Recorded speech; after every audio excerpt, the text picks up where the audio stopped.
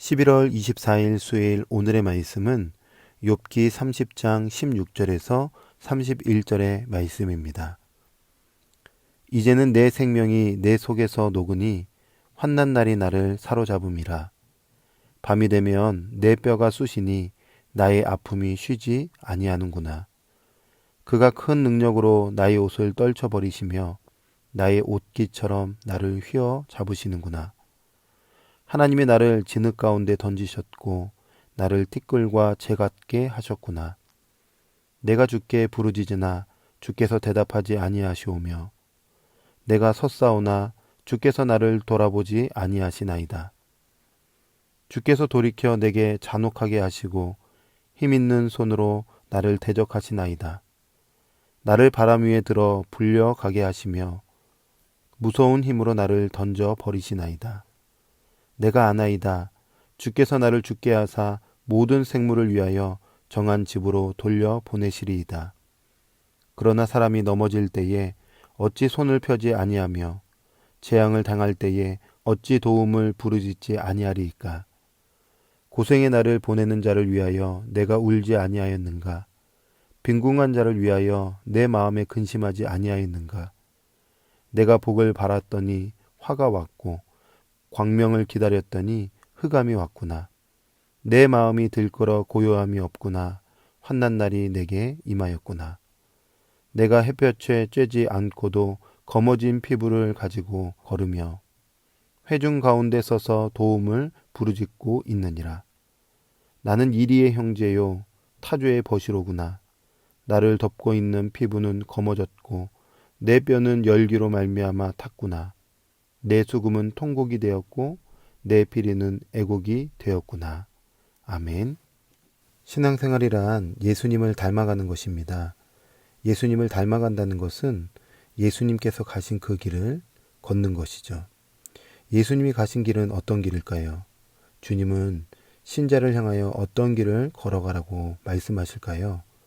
오늘 본문의 말씀을 통해서 함께 그 부분을 생각해 보려고 합니다. 욥은 과거를 회상했습니다. 하나님의 보호하심 속에서 사람들을 돌보았고 약자들을 섬겼으며 어느 곳에 가든지 남녀노소 지위 여하를 막론하고 모든 사람들로부터 존경받았던 과거를 회상했습니다. 그런데 지금의 욥은 과거와는 달리 전혀 다른 삶으로 변해버린 것입니다. 1절에도 9절에도 16절에도 이런 표현의 단어가 나옵니다. 그러나 이제는 이라는 표현이 나오죠. 이 표현은 과거와 다른 현재의 모습을 나타내는 단어입니다. 그렇다면 어떤 현재일까요? 16절의 말씀에 보니까 이제는 내 생명이 내 속에서 녹으니 환난 날이 나를 사로잡음이라. 현재의 고통이 내 생명을 녹일 정도로 욥의 인생을 덮어버렸다는 것입니다. 17절의 말씀에 보니까 밤이 되면 내 뼈가 쑤시니 나의 아픔이 쉬지 아니하는구나. 쉼 없는 육신의 고통이 욥의 인생에 계속되고 있다는 것입니다. 욥은 자신에게 임한 고통이 하나님께로부터 왔음을 토로합니다. 19절의 말씀에 하나님이 나를 진흙 가운데 던지셨고 나를 티끌과 재같이 하셨구나. 철저히 외면당하고 있었던 것이죠. 그래서 그 하나님의 외면으로 인하여 그의 인생은 슬픔이었고 통곡이었고 애곡함이었습니다. 그래서 20절 말씀에 보니까 내가 주께 부르짖으나 주께서 대답하지 아니하시오니며 내가 섰사오나 주께서 나를 돌아보지 아니하시니이다. 29절의 말씀에 보면 나는 이리의 형제요 타조의 버시로구나. 이리와 타조는 슬픔을 상징하는 동물이기에 욥이 슬픔 가운데 있음을 표현하고 있는 것입니다.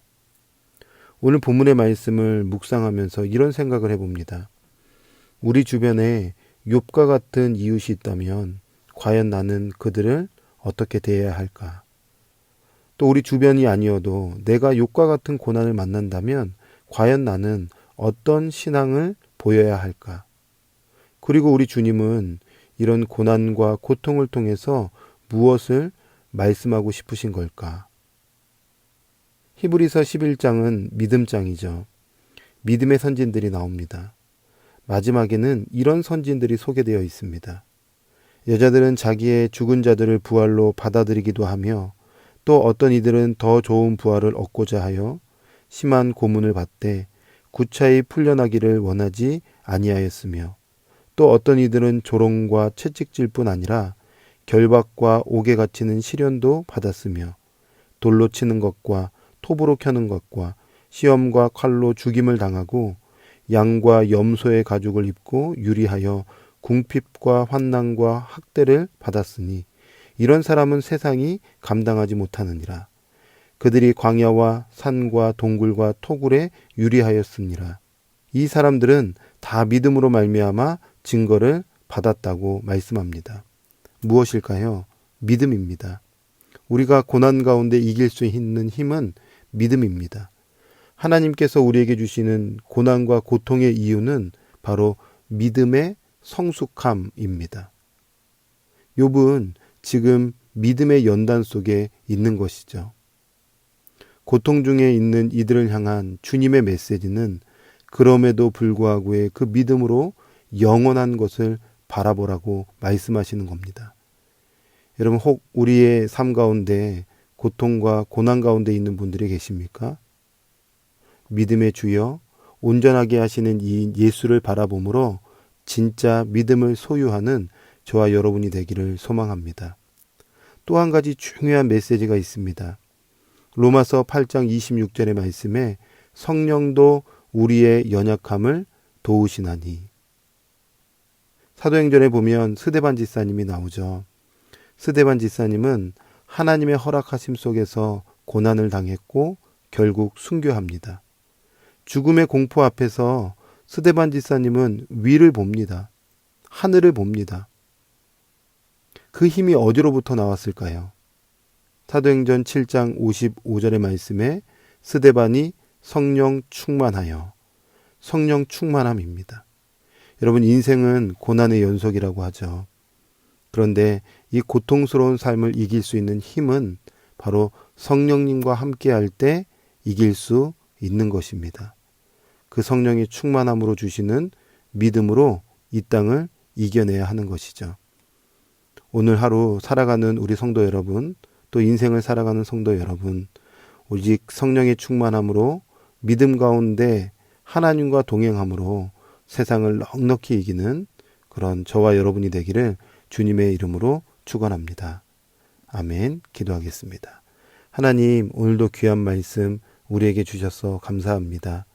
늘 이 땅에 살아가는 동안 성령의 충만함으로 주신 믿음을 가지고 이 땅을 넉넉히 이기며 살아가게 하여 주시고 오늘도 하나님의 뜻대로 순종하며 순복하며 살아가는 복된 하루가 되게 하여 주시옵소서.